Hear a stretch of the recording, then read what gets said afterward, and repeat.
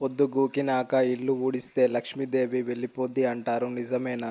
పొద్దుగూకినాక ఇల్లు ఊడిస్తే లక్ష్మీదేవి వెళ్ళిపోద్ది అని మన ఇంట్లో అమ్మో నాన్నో అంటుంటే మనం చాలాసార్లు వినే ఉంటాం. అప్పుడు మన మనసులో ఇదంతా వట్టి మూఢో నమ్మకం, రాత్రిపూట ఇల్లు ఊడిస్తే లక్ష్మీదేవి ఎందుకు వెళ్ళిపోద్ది అని ఖచ్చితంగా అనుకునే ఉంటాం కదా. కానీ మీకు ఒక నిజం చెప్పనా, ఇది వట్టి మాట కాదండి. మన పెద్దలు తాళపత్ర గ్రంథంలో రాసిన ఒక పరమ సత్యం.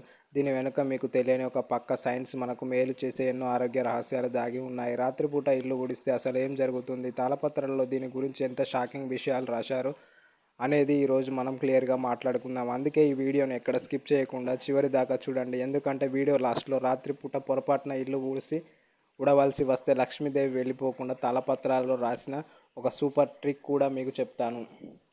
మన పెద్దలు ఏ ముచ్చట చెప్పినా అందులో ఒక గట్టి రీజన్ ఉంటుంది. అందులో మెయిన్ ముచ్చట ఏంటంటే పొద్దుగూకినాక ఇల్లు ఊడవద్దు, లక్ష్మీదేవి వెళ్ళిపోద్ది అనేది. మన పాత తాళపత్ర గ్రంథాల ప్రకారం సూర్యుడు అస్తమించే టైంని ప్రదోష కాలం అంటారు. ఈ టైంలోనే లక్ష్మీదేవి మన ఇళ్లలోకి వస్తుందట. ఐశ్వర్యాన్ని ఇచ్చే తల్లి ఇంట్లోకి వచ్చే ఆ కరెక్ట్ టైంలో మనం చీపురు పట్టి దుమ్ము లేపడం, చెత్తను బయట పారేయడం అంటే ఆ లక్ష్మీదేవిని అవమానించి తరిమేసినట్టే అని తాళపత్రాల్లో క్లియర్గా రాశారు. అందుకే ఆ టైంలో ఇల్లు ఊడిస్తే దరిద్రం చుట్టుకుంటుంది అంటారు. ఈ నమ్మకం వెనుక ఒక సూపర్ సైన్స్ కూడా ఉంది. పూర్వకాలంలో మనలాగా కరెంట్, ఎల్ఈడి లైట్లు లేవు కదా. కేవలం దీపాల వెలుతురులోనే ఉండేవారు.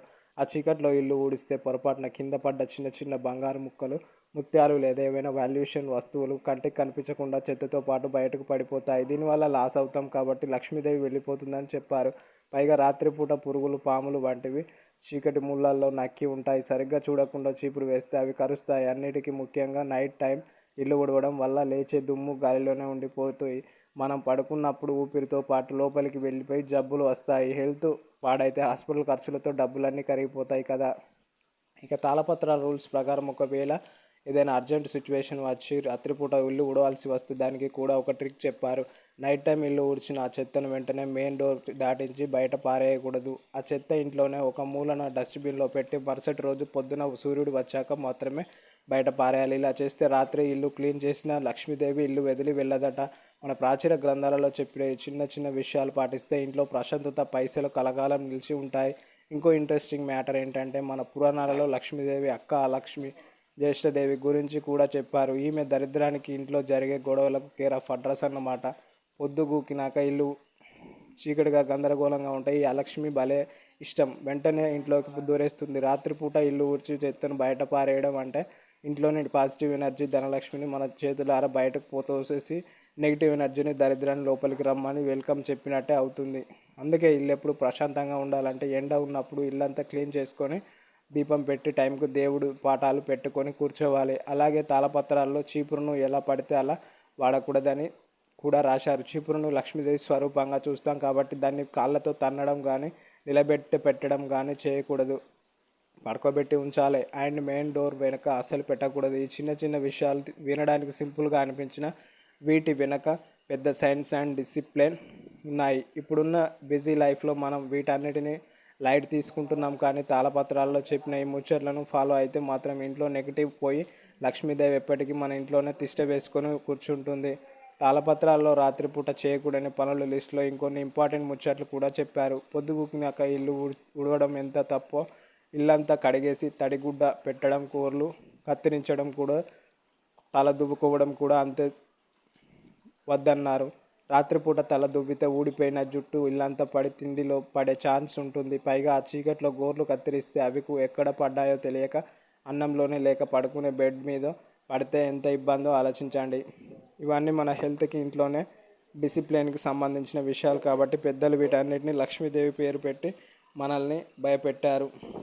ఎందుకంటే లక్ష్మీదేవి వెళ్ళిపోద్ది అని చెప్తేనే కదా మన వాళ్ళు కాస్త భయపడి వింటారు. లక్ష్మీదేవి అంటే కేవలం బ్యాంకులో ఉండే పైసలు మాత్రమే కాదు, మన ఇంట్లో ఉండే ప్రశాంతత, సంతోషం, ఐకమత్యం, అందరి ఆరోగ్యం ఇవన్నీ కలిస్తేనే అసలైన మహాలక్ష్మి.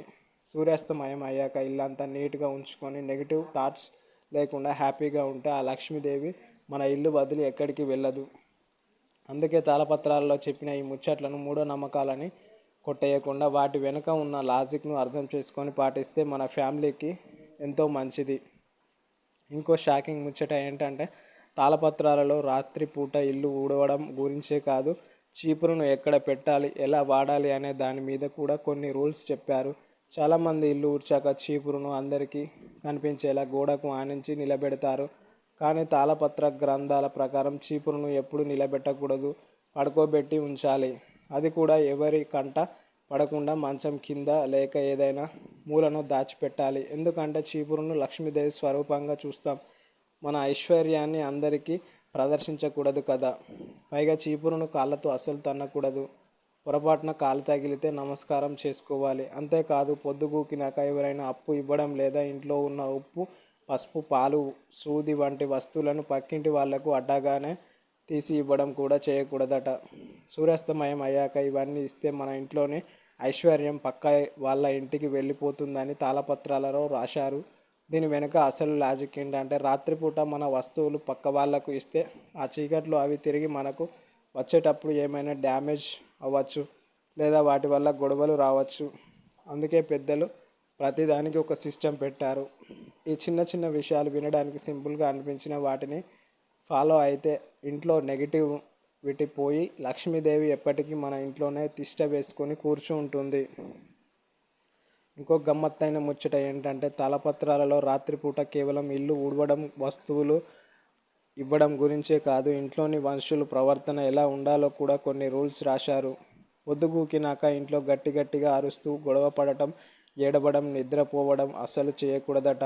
సాయంత్రం దీపే పెట్టే టైంకు ఇల్లంతా ప్రశాంతంగా ఉంటేనే లక్ష్మీదేవి ఇష్టం లోపలికి వస్తుంది. అదే టైంలో మొగుడు పిల్లల గొడవలు పడినా, పిల్లలు ఏడ్చినా ఆ నెగిటివిటీ చూసి లక్ష్మీదేవి గేటు దగ్గర నుంచి వెనక్కి వెళ్ళిపోతుందని పెద్దలు చెప్తారు. అందుకే ఆ టైంలో కాసేపు దేవుడి దగ్గర దీపం వెలిగించి ప్రశాంతంగా కూర్చోవాలి. దీని వెనుక ఉన్న అసలు సైన్స్ ఏమిటంటే రోజంతా ఆఫీసులు పనులతో అలసిపోయి ఇంటికి వచ్చేసరికి మైండ్ ప్రశాంతంగా ఉండాలి. సాయంత్రం వేళ ప్రశాంతమైన వాతావరణం ఉంటే మన బాడీలో పాజిటివ్ హార్మోన్లు రిలీజ్ అయ్యి హెల్త్ బాగుంటుంది.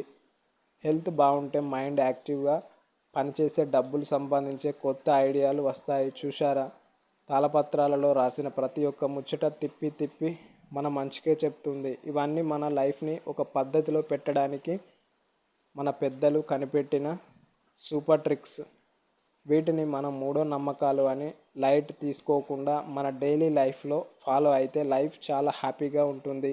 ఇవన్నీ ఒక ఎత్తు అయితే తాళపత్రాలలో రాత్రిపూట తిండి తినే విషయంలో వంటగదిని ఉంచే పద్ధతిలో కూడా కొన్ని క్రేజీ రూల్స్ చెప్పారు. చాలామందికి రాత్రిపూట తిన్న తర్వాత ప్లేట్లు గిన్నెలు సింక్లో అలాగే వదిలేసి మరుసటి రోజు పొద్దున కడుగుదాంలే అని బద్ధకంగా పడుకునే అలవాటు ఉంటుంది. కానీ తాళపత్ర గ్రంథాల ప్రకారం రాత్రిపూట ఎంగిలి గిన్నెలను వంటగదిలో అలాగే వదిలేయడం మహాపాపం. వంటగదిని మనం అన్నపూర్ణాదేవి స్వరూపంగా చూస్తాం. పొద్దుగూకినాక కిచెన్ని అట్లా శుభ్రంగా వదిలేస్తే ఆ ఎంగిలి వాసనకు నెగిటివ్ ఎనర్జీలు, దరిద్ర దేవత ఇంట్లోకి వచ్చేస్తాయని అన్నపూర్ణాదేవి, లక్ష్మీదేవి ఇద్దరు ఆ ఇల్లు వదిలి వెళ్ళిపోతారని పెద్దలు గట్టిగా చెప్తారు. వీడియో నచ్చితే కామెంట్ చేయండి ఎలా ఉందో.